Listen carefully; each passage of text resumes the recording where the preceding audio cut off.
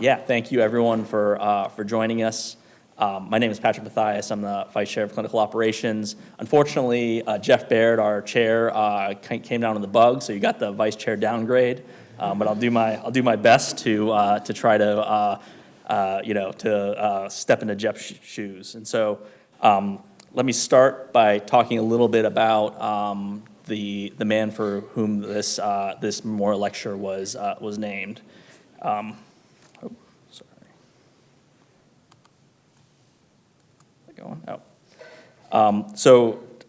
Dr. Lee Jong-wook was born in 1945, earned his medical degree in South Korea, and started his work with the World Health Organization in 1983, where he rose to the ranks and worked in various capacities to become the first and only Director General to rise through those ranks, as opposed to being a political appointee.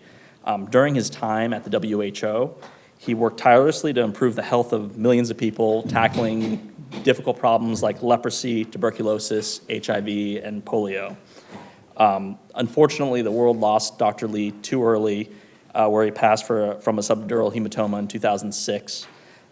When he passed, Kofi Annan, the director of the UN, said, "The world has lost a great man today. He was a strong voice for the right of every man, woman, and child to health prevention and care, and advocated on behalf of the very poorest people." Here are some quotes from Dr. Lee that emphasize really his and I think our broader realization that a lot of the systemic and societal issues that we deal with have outsized impact on health, and something I can sympathize with in kind of our daily work, just tackling even simpler problems of health systems in the U.S. And this memorial lecture is really because of a personal connection that our department had with Dr. Lee. So Dr. John Hess met Dr. Lee in 1978 when they were working in Korea and became close friends. Dr. Lee earned, through really sponsorship from Drs. Hess and Stansbury, earned a master's in public health at the University of Hawaii, lived with them during that time, and really became very close, practically a family together. And so this memorial lecture is just one of many contributions to our department from Drs. Hess and Stansbury. So we're really grateful for their contribution, and also grateful for their recognition of Dr. Lee Jong-wook as well. So please, let's recognize Drs. Hess and Stansbury in honor of Dr. Lee Jong-wook.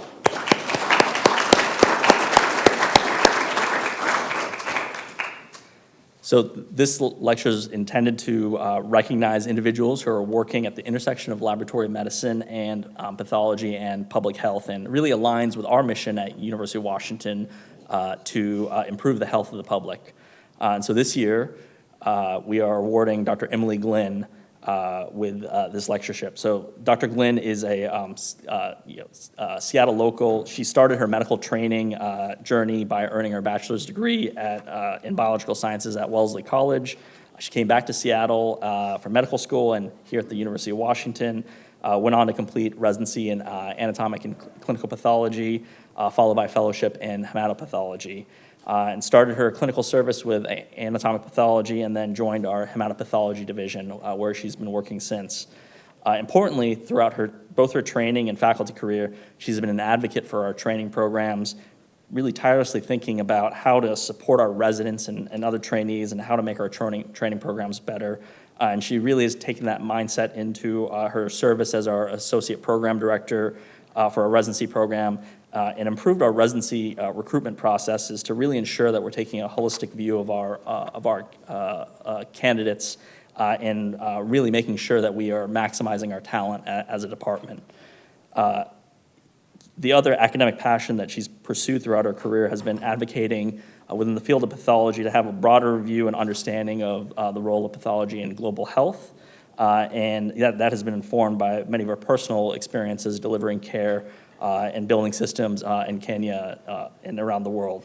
Dr. Glynn has published and advocated on improving awareness of global health issues across pathology training programs, as well as of barriers to delivering those services. And she serves as the president of the board of directors for Pathologists Overseas, which works to provide affordable, sustainable, and high-quality pathology and laboratory medicine services to low and middle-income countries. Today, will teach us about strengthening pathology and laboratory capacity in resource-limited settings through global collaboration. So please join me in congratulating Dr. Glynn.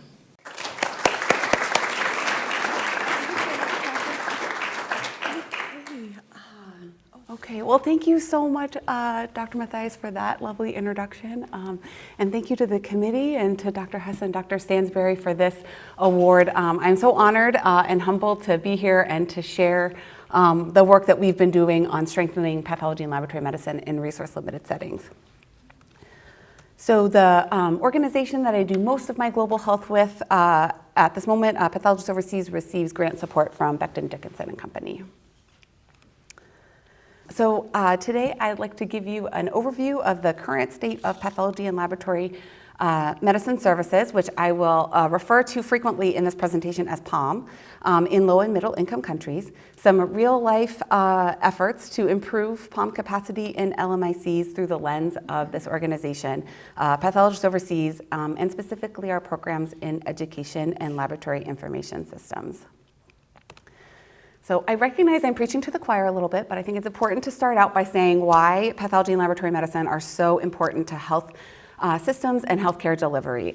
So access to accurate pathology diagnoses and laboratory results are critical for reducing rates of clinical misdiagnoses, for therapeutic monitoring of patients, guiding future therapy, and assessing the adequacy of therapy.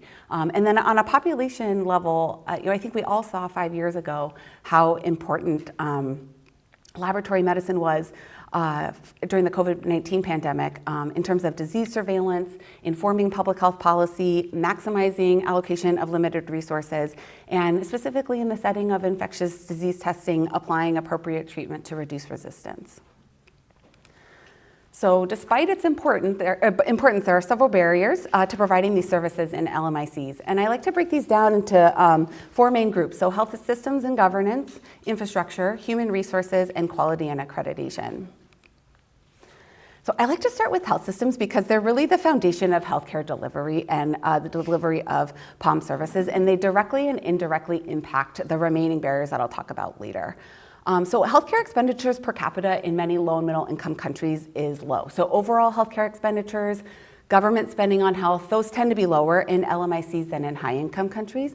And so a lot of healthcare delivery healthcare spending is out of pocket spending by patients. And this poses a unique problem to laboratory testing, because if a patient is faced with the dilemma of spending their limited resources on getting a diagnosis versus getting the empiric treatment that is recommended based on their clinical presentation, they may opt to spend that money on treatment rather than getting the laboratory testing that would get them to the right diagnosis. And that ties in with the next component, which is when there's a high proportion of out-of-pocket spending and rather than government spending on healthcare, then you take away the government's lever to have to regulate laboratory quality, so such that reimbursement structure is not tied to the quality of the services that laboratories are providing. And then the 2 last ones I wanted to go into in a little more detail. So the first is the impact of vertical funding. So this is something we see very frequently in LMICs, where non-governmental organizations and development funds represent a high proportion of dollars that are spent on healthcare. And so when these funds are distributed by NGOs and development banks, they're usually funneled toward a very specific purpose. And so here's a picture of a hospital that I visited, where these are actually 2 chemistry labs in the same hospital. The one on the left is funded through a combination of CDC funding, government, Ministry of Health funding, as well as NGO funding. And it specifically does chemistry testing for patients who have suspected Lassa fever or COVID-19. And then the lab on the right is the chemistry testing that supports the rest of the hospital. So if you present at that hospital and they think you have Lassa fever, then all of your chemistry testing gets done in this lab. But if you present with suspected diabetic ketoacidosis, for example, then your testing is going to get done in the lab on the right. And there's no flexibility for the hospital to redirect some of those funding so that we bring the quality of the lab on the right to the level of quality of the lab on the left. And then the last health system barrier I wanted to speak on is the impact of governance. So weak governance may disproportionately impact the delivery of POM services in LMICs. So I personally think that pathology and laboratory medicine is somewhat susceptible to behaviors that we would think, kind of loosely classify as corruption. So things like kickbacks, bribes, because it's a very high volume testing environment, but each unit of tests is low.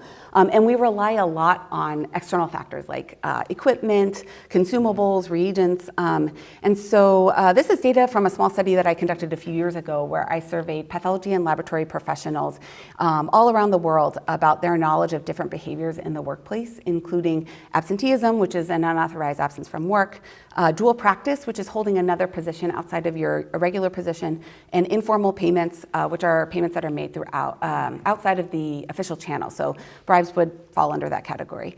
And as you can see, knowledge of these behaviors were much more likely to be reported among pathology professionals who reported to live in lower middle income countries versus either high income countries or high income countries and upper middle income countries.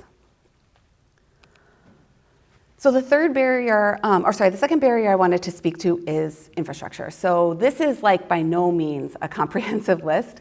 And I just wanted to highlight some of the infrastructure barriers that are uniquely important to pathology and laboratory medicine. So as I'm sure all of you can imagine in this room, it's really hard to run a lab if you don't have access to power and water and temperature control and internet. And those things that we take for granted here really just aren't as reliable in low and middle income countries.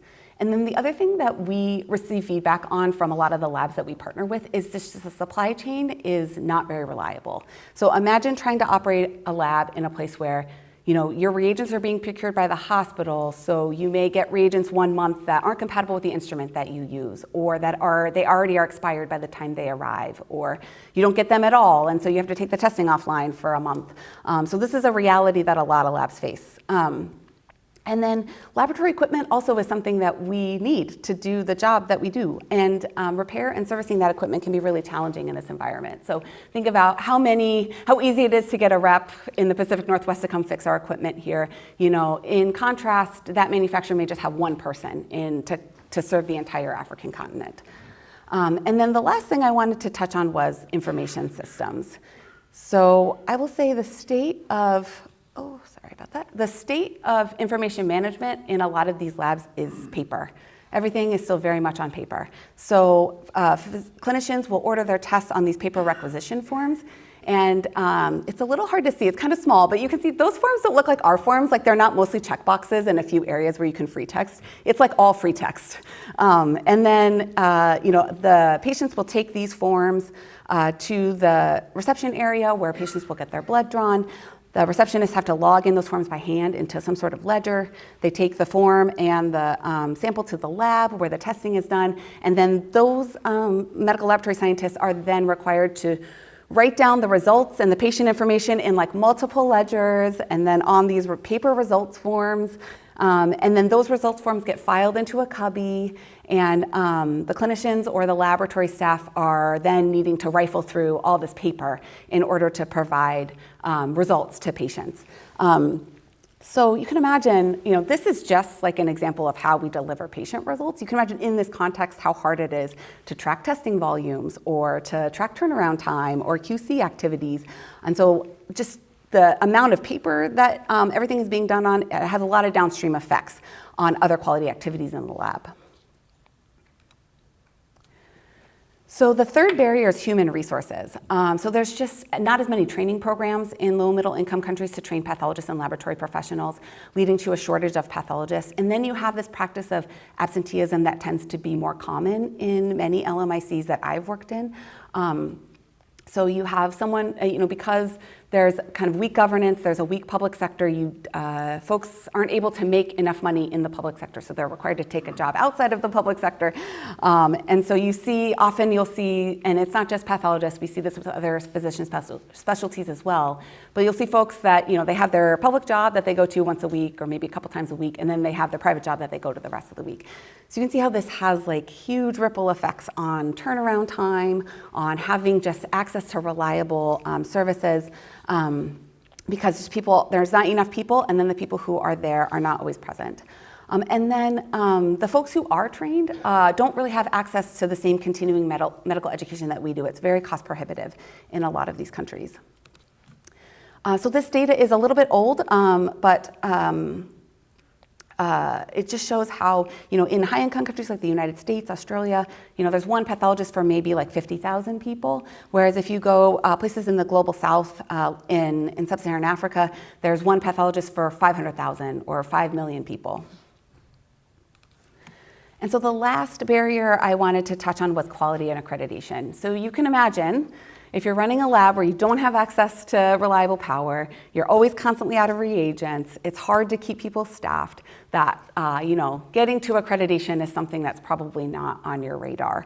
And that's something that we see a lot. There are not as many accredited labs in places like sub-Saharan Africa as there are in the United States. And a lot of it, too, is because it's just very expensive. So this was an estimate that was published from the KEMRI CDC HIV research lab in Kenya, and they estimated that the cost of getting their lab to a place to become accredited was around $127,000 US. And this was published almost 20 years ago, so you can imagine how much it is now. And we see also in other settings, so Makerere University in Kampala, they estimate that the laboratory, the quality expenses, just the amount spent on things like PT reagents, QC materials, that comprised probably 32% of their budget. And so just being able to maintain some of these quality activities and do all of the patient testing that you're being expected to do is just very cost prohibitive. And as I said before, when there's no enforcement mechanism from the government, then the incentive is very low. So after talking about all the barriers, I wanted to shift gears to talk about solutions. But before we talked about solutions, I really wanted to touch a bit on the legacy of Lee Jong-wook. I know Patrick gave a lovely introduction, but one of the things I really enjoyed about putting this talk together is the ability to read about him and learn more about him. And I get the sense he wasn't the most loquacious person. It was very challenging to find just the right quote. So this is the one I found. Do not chase money, you must have a dream. I really hate young medical doctors who do not have their own dreams. And I thought this really resonated with me because as I was reading through all of his obituaries, he just seemed like someone who was really guided by this unwavering mission to improve the lives of those who the world had turned their backs on. And he wasn't going to be deterred by failure or making an unpopular decision that people disagreed with because of this commitment to this dream. And that really resonated with me because I think the work that I'll present later is difficult. It's hard, and we don't always succeed. There are a lot of failures, and I'm going to tell you about some of them. And so I just was really inspired by his willingness to take big risks and just be guided by this principle and not let sight of this dream. So I'll just tell you a little bit about how I got here. This is the first chapter of my global health journey. When I was a second-year resident, much fewer wrinkles and gray hair, I was able to do a pathology elective with Dr. Garcia. So she takes 1 or 2 residents every year to Kajabe, Kenya, which is just outside of Nairobi, for a surgical pathology rotation. And this is really where I caught the global health dream. After this, I really realized that this is what I wanted to do and wanted it to be a big part of my career. So the second chapter was 2 years later. So I was fortunate enough to participate in a clinical pathology rotation this time through the Clinical Education Partnership Initiative, which is in the Department of Medicine. So it's a partnership between the University of Washington and the University of Nairobi, and any fellow or resident at UW can go and spend some time at this hospital, Naivasha District Hospital. And so for this rotation, I really got to make it my own. I developed some quality improvement projects. There's actually a UW internal medicine resident that's stationed in Naivasha all year round. And so I worked with that resident and the lab to come up with some quality improvement projects. And the one that I wanted to talk about in detail, because it ties into kind of things I've done in the future, is my efforts to improve the test ordering and results tracking. So one of the piece of feedback I got from that chief resident was that it's really challenging to track the lab results. Like, it's challenging to find them. It's challenging to like figure out what they were yesterday. And so with that, I was like, okay, well, I think I can help fix that. So when I got there, I noticed that he was right. So there's all these, as I showed you in that other lab, there's just a lot of paper, and like all the requisition forms are a little bit different. You can see again with the theme of the free text, so much free text, and then the clinician orders the labs here, but then this blank area is actually where the results are written. So the staff have to write down every single lab test, like the whole thing. You can imagine how inefficient that is. And then I don't have a picture of it, but then once the labs are resulted, they're filed in a cubby that's very similar to the one I showed you earlier. And then the clinicians will come and they'll rifle through the cubby and they'll try and find the right results for their patients. And then they go to the ward and they find the patient's chart and they just get stuffed in this like folder in the back. And so every time you go around, there'll just be like pages and pages of lab results sitting in the patient's chart. So I was like, okay, we can make this better. So I worked on developing like a form that had more checkboxes, fewer free text, so the clinicians can fill out the top part, they can check the bottom part, what lab tests they would like, and then the staff just need to write the result. So the test is already written down, the reference range is written down, the units are written down, they don't have to handwrite all of that as well. And then in order to better trend the results, I created this like form that you could keep in on the patient's chart, and maybe the intern or the medical student could write down what the results were so that they could see what the sodium was yesterday and what the sodium is today. And so I was really proud of myself. Like I thought, this is gonna be a game changer. And then a month later, back in the States, check in with the resident, and he's like, yeah, no one's using those forms. And I was like, this is a good lesson for me. So it's hard to make change. It's really difficult. And I was only there for 6 weeks. Who am I to go just completely overhaul how they're resulting their lab tests? I worked with this resident, I worked with some people in the lab, but I never talked to anyone at the hospital. I never talked about how they were gonna disseminate these forms. So it was just, I think it was very humbling for me to see that, and I took a lot of lessons away that hopefully, I've made some of these mistakes again, but getting better. So after I finished training, I was wanting to figure out how to do this work as part of my career. And so I got connected with an organization, Pathologists Overseas, and that's where I've been ever since. So this is our mission, the mission statement, we've finessed it over the years, but the ethos is the same, that we are dedicated to building accurate, accessible, and enduring diagnostic services in resource-limited settings. So we were founded over 30 years ago in 1990 by Dr. Heinz Honicke, who was a pathologist in Southern California. So he noticed when he went to Kenya that there were several labs in the Nairobi area that needed anatomic pathology services but didn't have enough volume to support their own lab. So he created a centralized histology service in Nairobi that served these regional hospitals, and then he would bring in volunteers from the United States to sign out the cases. And then he brought in some histotechs, volunteers from the United States to train the histotechs and to run the lab.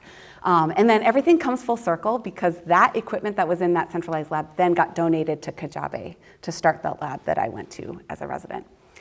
Since then, our organization has partnered with labs all over sub-Saharan Africa, in Latin America, and in the Caribbean. And for the first 30 years, we were entirely volunteer run. And not 500 volunteers, we're talking 10 volunteers, max. However, things change. The world changes, medicine changes, and so we have to change too. And so some of the things that have changed is that even though human resource capacity in laboratory medicine pathology is still lagging behind, it's better than it used to be. And so does it really make sense to bring in, basically support an entire anatomic pathology service with volunteers from the United States? And that works out because, in fact, it's actually really difficult to get these people to volunteer. I did this for the first few years I was at PO, and it's incredibly difficult. Medicine has changed, and I think it's just a lot harder for people to take 4 weeks off of their job at a time to travel somewhere. And then, not to criticize or critique anything that was done in the past, but just beliefs change. We practice global health a very different way than we used to. And so does it really make sense for our whole organization to be focused on sending volunteers abroad to fill in service gaps?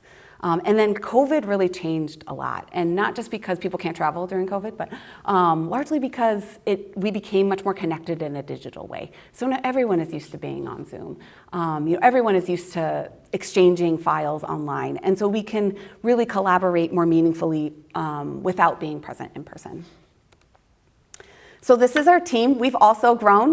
When I started, there were only 5 of us, and we were all volunteers, and now there's 10 of us, and I would say like 3/4 of us are volunteer, about 2/3 to 3/4 of us are volunteers, and the rest are part-time or paid staff, or full-time paid staff. So this is where we've worked.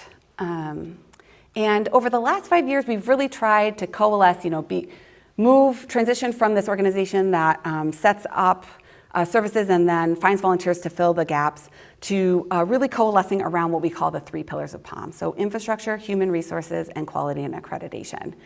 So now we've really focused all of our efforts into these 3 programs. So our external quality assurance mentorship program to target quality and accreditation, our education program to target human resources, and our laboratory information systems program to target infrastructure.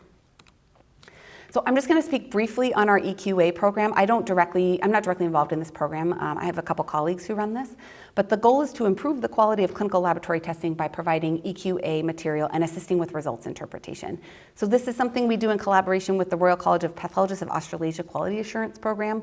Our CPA CAP provides the compact chemistry PT material, and then they do all of the analysis and reporting. But you can imagine like this analysis, it's like us getting a CAP proficiency testing result. It's really geared toward a lab in a high-income country. And so our role is really to help mentor these labs who are in low and middle income countries, not only to enroll them, but to help them investigate their unacceptable results. And we meet with them annually at a minimum, sometimes more than that, to discuss their performance. Currently, we have 22 labs enrolled in the program spanning 8 countries in sub-Saharan Africa.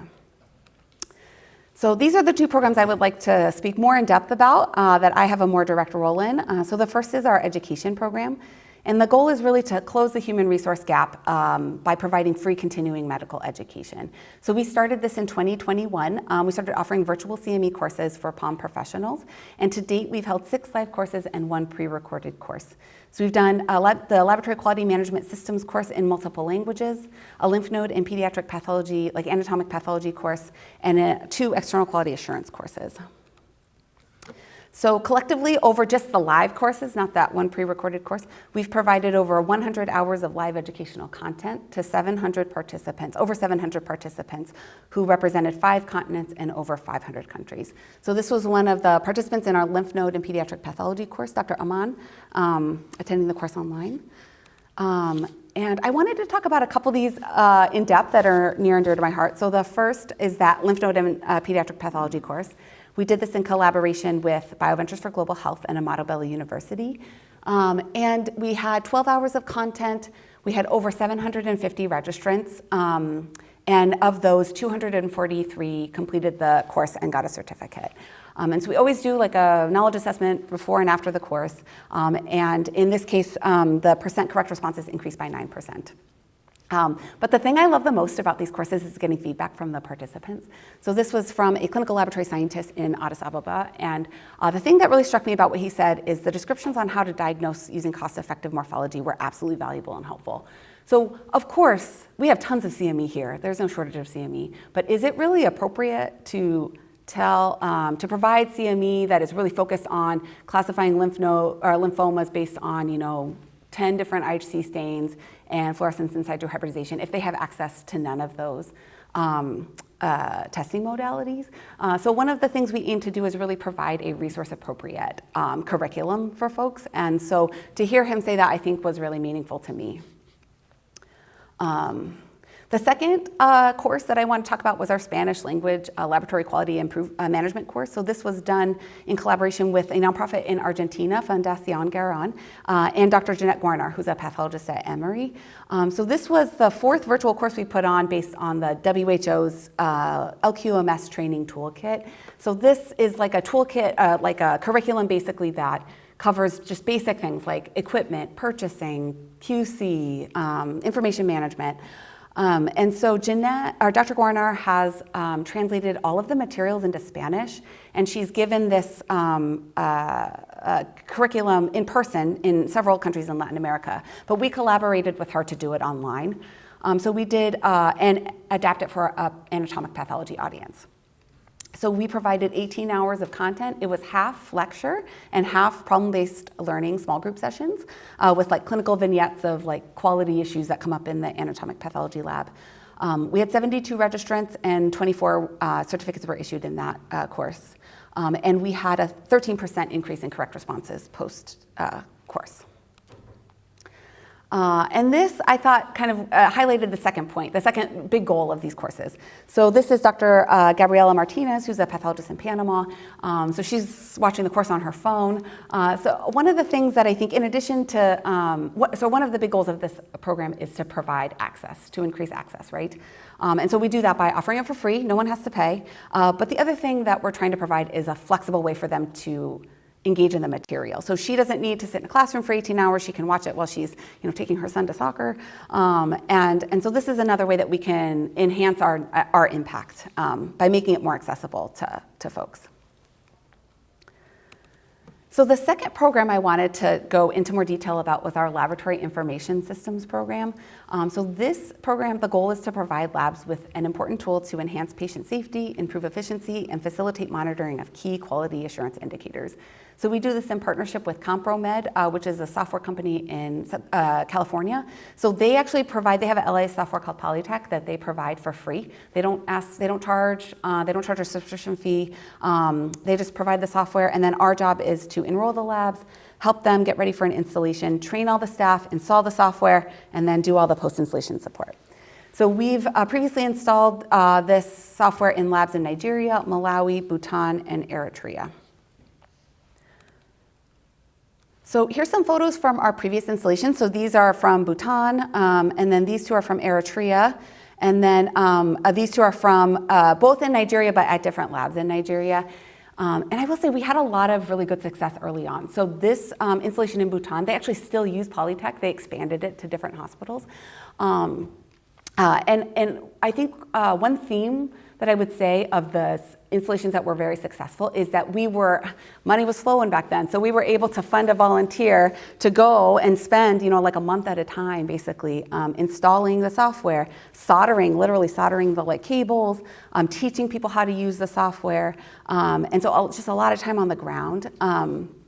But it hasn't always been a success story, and we've had some recent hiccups. And I would say one of the reasons we've had some hiccups is because resources are a little tighter now. We can't afford to pay for someone to travel for a month, and so we're trying to do it in a more pared down way. And I think we ran into some issues with maybe not vetting labs very carefully. So we ran into some infrastructure challenges that we didn't foresee initially. And when you're on site for 4 weeks at a time and then you go back for another 4 weeks, you're really probably one of the most important things you're doing is building relationships. You're talking to people, you're getting to know their names, you get to know what they do in the lab. They trust you, they trust what you're doing. And when you're not there, it's really hard to do that. And so I would say one of the themes of the installations we've done that haven't been so successful is that we didn't really do a good enough job cultivating those relationships and building that trust that we need from folks to get this off the ground. And the reason I wanted to speak more about this program in particular is because I think it's a really good example, channeling Lee Jong-wook, of not being afraid to fail.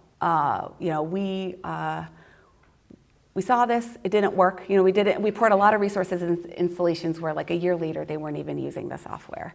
And so what can we learn from those to make it better in the future?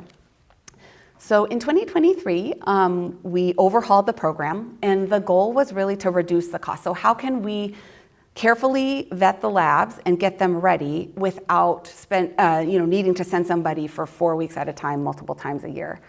And how do we build that trust and maintain relationships while minimizing travel and in-person interactions? So I love a good framework. So we developed this framework to kind of organize ourselves around how we want to move labs through this program. And so the first phase was really kind of relying on labs to self-report their like laboratory infrastructure, their test menu, the volume, and then really relying on these virtual meetings with laboratory and hospital leadership. And then we would do a site visit that was really focused on like the LIS, like how is the LIS going to fit in this lab? And then trying to put together some materials that we could disseminate that folks could engage with virtually that would hopefully build trust and awareness about the program. And then still keep the installation in person and do all of the things that we had been doing in person, like configuring the software, installing everything, training everybody, and then trying to do as much as we could virtually in the post-installation phase. So the first lab to go through the program was in late 2023. We were very excited. They seemed very promising. And they reached out to us actually while we were kind of redoing all of this framework. And so we were excited to engage them when we were ready to go. However, they worked so hard to fill out all of the self-assessment and tell us about their lab. And then when we went there in person, it just became clear that there were a lot of challenges that you can't capture on paper, that you really have to be in person to see. And one of them was the power supply. So the power supply that they had cited, we thought we can make this work. But then as things were unfolding, the country that this lab is in had like a huge financial crisis, and there was like the fuel prices were skyrocketing, which in and of itself is a big deal. But when your entire lab is run off a generator, it becomes a huge issue. So then the power supply that was already somewhat unreliable became extremely unreliable. And then all the lab, this is another thing that I learned through this process, all the labs like ran semi-autonomously. So they're all in like different locations of the hospital. The accessioning is not centralized. So really we were doing 3 or 4 LIS installations, not one installation. And that's really challenging to capture on paper. And so then the cost of the program really went up because that's a lot more equipment that we need to do 3 to 4 installations. And then, we asked about how many computers they had, and they were honest about it. But then the computers weren't good enough to like run this. They were too outdated to run the software. And so we realized when we went there that it probably just wasn't going to work out. I would say probably though the biggest barrier we had was that we didn't do a good enough job building trust with the staff. So we created like these videos. I was so proud. We created these videos telling people about what an LIS is, how it's going to change your workflow. We had this like interview video where I interviewed my colleague Mary Tesfagi, who was worked at the lab in Eritrea where we did the installation, probably 20 years ago at this point now. And he talked about how it revolutionized our lab. And so we were like, oh, this is, these are all like, we're trying to send a positive message about how this is going to enhance everyone's workflow. And then when we got feedback, as you can see, people were very concerned.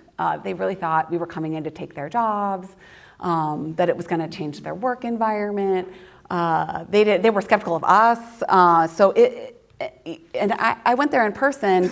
And so this is me giving a presentation to a room of MLSs at this lab, and I will say like the tension was palpable. Like they clearly, the trust was not there. And so I think this is an example of where we really, we did our best to try and build those relationships virtually, but it just didn't work out.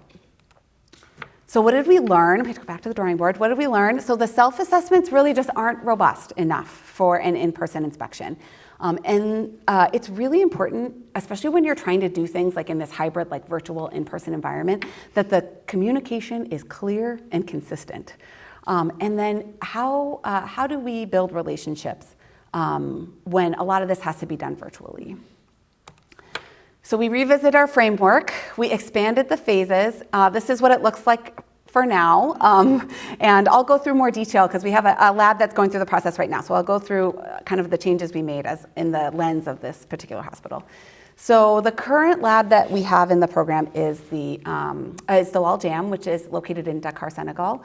It serves as a regional oncology center and actually reference lab for the area. And the reasons when they approached us about wanting an LIS, the reasons they said were to reduce errors, They have a couple machines that can be automated, and so they wanted to be able to automate the samples on those high volume instruments. They wanted to improve their speed and reliability of their results, and also be able to more readily pull like statistics and reports. So this is the hospital, the outside, and then this is that this is that breezeway here in the front, and then the lab is over here on the left. So I would say the biggest difference between what I presented earlier and what we're doing now is we built in this first like preliminary visit, and it's not a visit that's like geared toward LIS, where we're going to put the workstations, et cetera. This is really just like, what does this lab look like? We thought it was really important to have one of us go. So have like someone in a leadership position go to this lab, meet people, get to know everybody, get to know their names as a way of building trust. And then we continue with the virtual meetings and the self-assessment. So this is their lab. So some things to notice. So things you cannot see on paper. It is super well lit. And I tell you, I can feel the cold air coming off that air conditioning unit. It was nice. So all these things are really hard to see on paper. You really have to go there in person and experience it. The other things that you see when you walk through the lab is they have instruments that are on. They're not covered by plastic. They're using them. They're testing them, running tests on them actively while I was there. The power never went out once the whole time I was there. You can really get a sense of the layout. So in this particular lab, all the accessioning is centralized. So even though the labs are also run semi-autonomously, all of the accessioning is done in this central location. This is where the outpatient reception is. So all the labs come here to get their blood drawn. The blood get their samples taken. The samples are then sent up to the lab and tested. And then this is the inpatient reception area where samples from inpatients are dropped off. And you can see that like despite the infrastructure things being in place, there's still a lot of room for improvement. So they're still hand labeling all of the tubes. They still have all of these complicated ledgers that they're writing things down in duplicate. And so they were very interested in kind of reducing a lot of that paper. The other thing that I would say is through the self-assessment, we were able to learn that their testing volumes were sufficient to support an installation, right? So we want to pursue labs that are, not just doing like 5 tests a month. Like they need to be doing enough volume that it's worth it to have an electronic LIS. Their existing computers were up to date, so we refined our checklist so we were able to assess their computer infrastructure. They had several instruments that could be interfaced with the software, so this is really important because we can still do an installation and have them hand type the results into the program, but obviously that still opens this, it's better than doing it on paper, but it still opens it up to error, and so as much as we can interface, especially the high volume tests, the better. And the staff were super engaged. They were so engaged when I went there, and they were also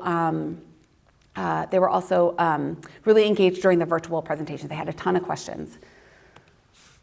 So we moved on to phase 2. So the biggest difference in phase 2 is that we developed this deployment package. We started doing these deployment packages. So I'll start with the pre-installation visit. So we continue to do the pre-installation visit, and remember, this is a visit that's more like LIS focused. Like, where are the workstations going to be? How many workstations do we need? Things like, where does this computer need to be placed? So George, one of our staff members, went to Dalal Jam earlier this year, and so he did a very comprehensive review of their infrastructure. He installed sandbox versions of the software so we could do some training virtually, install TeamViewer so we could provide some remote support, and then most importantly, developing those relationships. So again, going there, learning people's names, learning what they do, learning about their concerns. And then we synthesized all of this information into a deployment package. So this took longer than I would like to say to put together. So we gave them a comprehensive analysis of where the infrastructure gaps were. We proposed a curriculum for the virtual training. And we were very clear about the expectations. Like, this is what we're going to do. This is what you can expect from us. This is what we need from you to move forward. And so then once they have all the information, they can make an informed decision about if they want to proceed. So this is just the front. It was like 30 pages, and we had to translate it all into French. So this was like a lot of work. I was really impressed with our whole team. So this is probably the phase that's the most different. So we really tried to move some of the stuff that we were doing in person, shift that virtually. So we moved, I think all of us remember doing the EPIC training a few years ago. That was all virtual. So there's no reason this needs to be different. So it's all on the computer. We can do it over Zoom. So we did all of this training virtually, or most of the training virtually, and then tried to configure the software, set up the network, and then do some data collection and equipment procurement during this phase. So this was our virtual training. It was in 3 weeks. This was developed by one of our staff members, Cahulam. So he recorded 5 videos, just like short videos, like 15, 20 minutes. Like, this is how you look up a patient. This is how you accession a sample. And so he recorded all of them, and then we gave them a week to watch them. And then we brought all the super users. So each lab identified some super users or area of the lab. And then we did 12 hours of training for them over the next week. And so that was done by our staff. So this is Cahulam doing the training. You can't see, it's very small, but he doesn't speak French, but he's doing the entire training on the French version of the software. It's quite impressive. And so we did 12 hours of training with our staff and an interpreter present. And then the idea was that once those super users were trained, they would go train the end users. So then the super users were responsible for the end user training. And then we were present, obviously, if there were any questions. But it was a train the trainer model. So throughout all of this training, we collected feedback from them, like, oh, can you make the medication show up here? Can we change the format of this here? Collected all this feedback, and then we held a 1-hour feedback session with Jeff and Craig from Compromed so that they could see if we could make any adjustments to the software. So this was some folks in the hematology lab doing the super user training. So the next step is to set everything up virtually. So remember, this was all things we were doing in person when we were, funding a volunteer to go travel there for a month. So this requires quite a bit of commitment from both us, but also Dalal Jam. So we have to collect all of this data so that we can set up everything in advance. We had a lot of virtual meetings with them to set up the networks. So we used to actually go in and set up all the local area networks. So this time we had their IT team do it with us sort of on the phone guiding them. And then we had to source and purchase all the equipment. So this seems like, in the grant applications and progress reports, this ends up being like 3 sentences. But I will tell you, this was such a heavy lift. So I just wanted to give you a visual image of what this looks like. So a lot of folks in Sub-Saharan Africa do not use email. So we have to do all of this over WhatsApp. So we created like multiple WhatsApp groups. We're sending instructions over WhatsApp, sending screenshots to answer their questions. There's just like, we had to create all of these Google or Excel spreadsheets so that they can put the information we needed to set up the software. So we need all of the test names, the reference ranges, all of the things that you're used to seeing when you open SunQuest or Beaker. All of that needs to be put in advance. As I said, we held several meetings so that we helped them set up their network. So then they would send us pictures and be like, did we do this correctly? So I'm not going to pretend I know what this is, but I'm told that they did it correctly. And then, pictures of the instruments with the cable. So all the instruments that they identified that they wanted to interface with the software, they have to send us a picture of like the connector so we can build the cable correctly. So again, we used to build these cables in person. We're trying to build as many cables as we can before we go, and then I will bring them with me, and then also teach them how to build the cables. I didn't realize the cables were so complicated. So that's kind of what we're working on. And then sourcing all the equipment, communicating with them, like trying to figure out, okay, do you have this printer? Can we purchase this printer? Does the printer work? Let's try it. Like set it up. Let's try and print a label.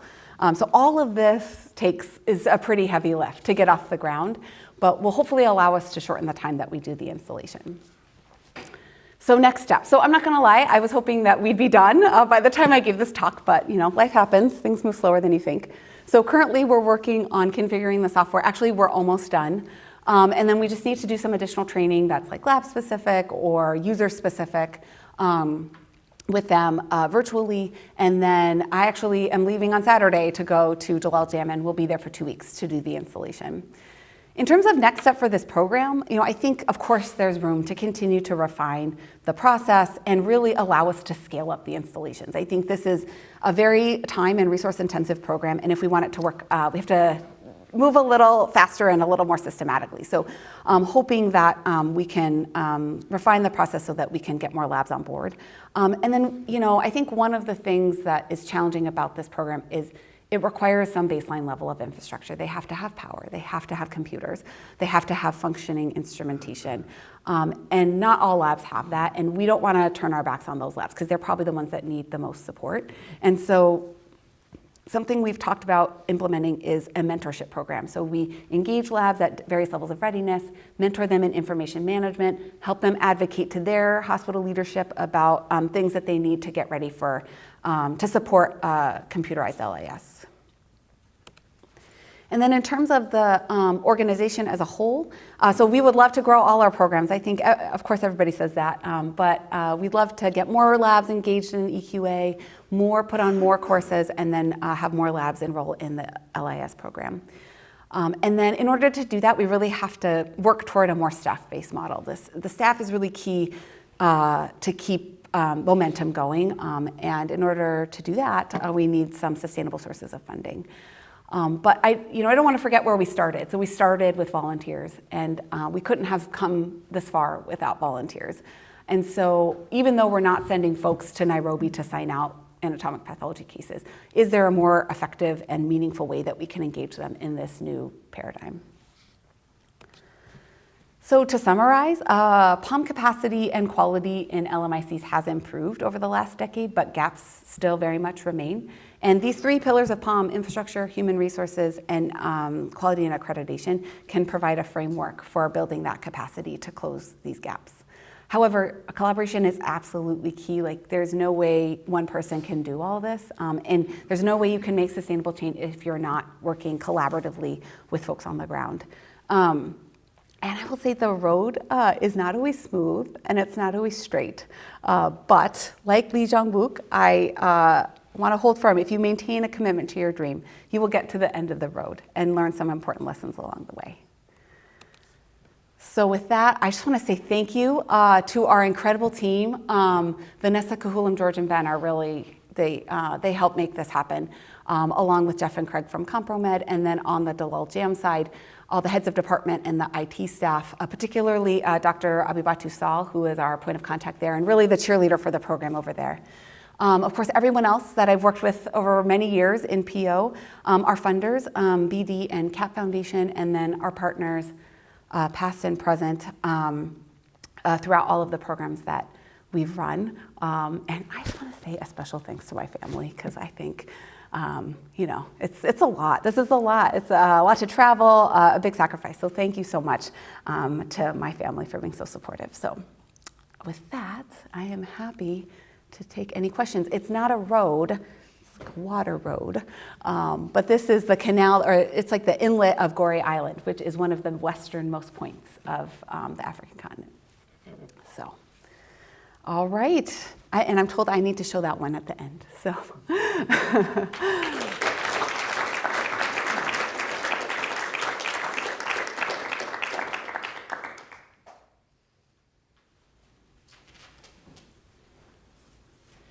Oh, I need to put my glasses on. I can't see anybody out there. I see Noah. Was that your hand? That was an amazing question and very inspirational. Thank you. So in our environment, one of the most challenging parts of implementing a lab system or any piece of software in the lab is either adapting the lab workflows to work with software or to change the software to adapt to the lab's workflows. And so either way is hard. In your approach to bringing these systems into these environments, do you lean more towards adapting the workflows or adapting the software? So fortunately, so one nice thing about working with ComproMed is Polytech is actually pretty adaptable. So, and they're very flexible. Like they also have the dream, like this is their passion as well. And so they are so They are really, they've been such great partners to making adjustments. So that was part of that feedback session that we had with the lab is like, they're like, actually, we do things this way. Like we actually issued these, COAG results this way. Can we adjust the software? And so they've been actually really flexible and great partners in that. So that's what we've done for this particular installation. And it's worked so far. I mean, we'll see in a couple weeks, but yeah. And in the past, that's my understanding of how the other ones have worked as well. Yeah. I think, Dan, you had yours hand up. Very nice. It's presentation. Oh, thanks. That's the Keith's budget. My question for you is, as the complete destruction of USAID that Emily said that it's impacts by people with whom you're working? Yeah. So, so I know a lot of people who've been laid off, and I think we have been really fortunate because all of our funding mostly has come from the private sector, so we haven't been as impacted, but we're going into a very competitive funding environment going forward. So fortunately, we haven't been as impacted by the funding, and Dalal Jam hasn't been either. I think that things have so far moved pretty smoothly, but it's definitely something that we've all been apprehensive about, like what next year's going to look like. And I think you had a question, yeah. Yeah, it was a brilliant talk. I love your energy. I've also I've gone to a lot of countries in Africa and experienced the plastic sheet with the dots on it. Yeah. And so I wonder if you have a solution for that. Most of them were bought, for $1,000 or something like that, Yeah. and then they broke, and then they can't get anybody to come and service it. I mean, I don't think there's even one person to Africa that services. Yeah, so this is, I used to joke that like sub-Saharan Africa is like the graveyard of laboratory equipment. I mean, it's just like people donate things, or they get it. They got like one grant a long time ago to do viral loads, and now they can't get the reagents for it, or the grant ran out. And so this is a really common problem, and the plastic sheets are ubiquitous. So we've had a lot of internal conversations about whether we want to get into the role of being someone who facilitates like equipment donation. It ends up being quite complicated because it's not just, we can donate equipment or we can help them find equipment that can be donated, but what ends up happening is they can't get the reagents. So a lot of like the way we, purchase reagents or procure reagents, we have much more control over the reagents that we purchase, but they don't. So the hospital is often the one who's going out there kind of sourcing different distributors, and so they kind of get what they get. And so it can be just a lot more challenging for us to be the like go-between, because they really know what they need the most. I think so one thing that Dalal Jam does is they have a lot of duplication. So they have like a couple hematology analyzers of different manufacturers. And so I think that helps. So if one goes down or they don't have reagents for one, then they can operate the other one. So, but it is a huge, huge, huge issue, yeah. So yes, is it over 50 online participants? Oh, welcome to the movement. Oh, okay. Ask a few of those. So, great talk. To what extent have armed conflicts altered the patterns of key participants in your? Yeah, so so one of the less successful installations that we had was actually in an area that was not very safe because of that. And so, in an effort to be equitable and to provide all labs with access to our services, we went to a lab, or we tried to support a lab totally virtually. We were able to send one staff member, but it wasn't very safe. And so we ended up just having to not support that lab anymore because it just got too dangerous for anyone to really go travel there. So that is something that we face. And so we've been talking about how we can be more transparent about it. Like if there's a level 4 State Department warning, then we cannot support labs in those regions. And it's unfortunate, but I think at this point, we really can't substitute some. I mean, we can support them in other ways. They can participate in our virtual learning, we can support them in EQA, but we can't do the stuff that requires people to travel in person. And then another question, do the labs and institutions find you, or do they ask for your involvement? Sort of what's the initial relationship? So both, yeah. So they often reach out to us. So we have forms on our website. Any lab can fill them out. But it's also by word of mouth. So they know someone who has a connection with us, or we've worked with someone who's interested, and so that so it's both. Yeah. And then I have a question. Yeah. In terms of educational content, what are the areas that you feel would be sort of the most impactful? Yeah, so we'll send out these like post-course feedback surveys, and we got a lot of interest into, I mean, people really want everything. I think that, so there's a big shortage, and so I think nothing is off limits. But one thing we get over and over again is leadership. So a lot of people want like more instruction in like management, leadership, medical directorship, things like that. Yeah, that's a great question. All right. Oh, thank you. Thank you so much. Yeah, pleasure.